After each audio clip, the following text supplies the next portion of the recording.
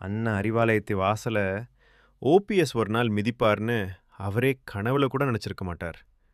ஆனா அரசியல் அப்படிதான் நண்பர்களே. எப்போ என்ன நடக்கும்னு யாருக்கும் தெரியாது.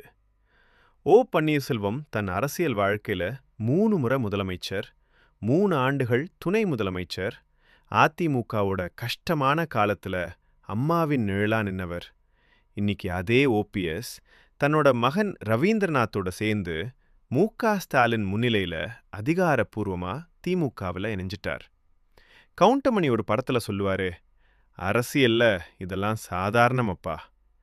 அந்த டயலாக்கு பெர்ஃபெக்டா சூட் ஆகிற ஒரு சம்பவம் தான் இது.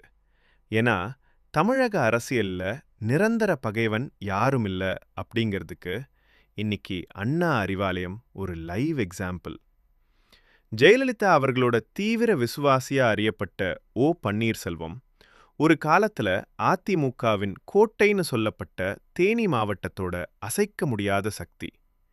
அதே ஓபிஎஸ் திமுகவின் தலைமையகமான அண்ணா அறிவாலயத்தின் படிக்கட்டுகளை ஏறுவார்னு யார் நினைச்சிருக்க மாட்டாங்க.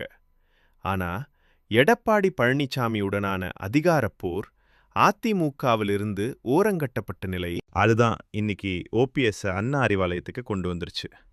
இப்போ அரசியல் கணக்கு என்ன? தேனி, தென் மாவட்டங்கள், இந்த பகுதிகளில் ஓபிஎஸ்க்கு இருக்கிற செல்வாக்கு இப்போ டைரக்டா திமுகவுக்கு பலமா மாறப்போகுது. அதிமுகவுக்கு இது ஒரு பெரிய பின்னடைவு.